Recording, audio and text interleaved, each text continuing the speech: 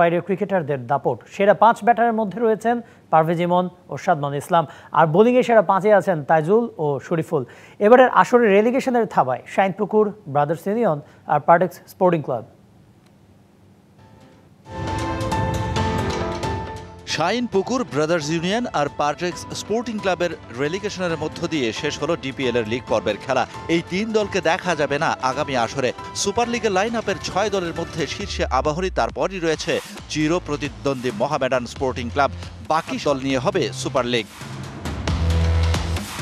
League পর্বে সেরা ৫ battery খেলেছেন ১১টা করে ম্যাচ।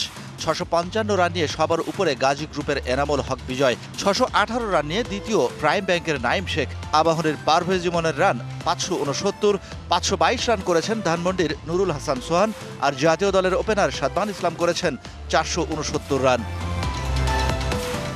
সেরা ৫ বোলারের ১১ ম্যাচে সমান ২৩ উইকেট আবাহনীর স্পিনার রাকিবুল ও মোহামেডানের Taijul Islam.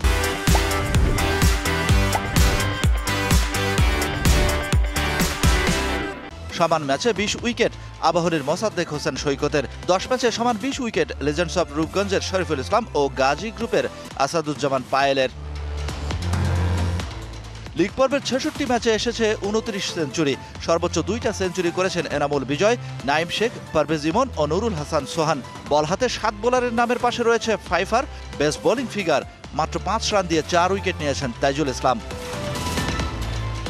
Shahan Papon, DBC news desk.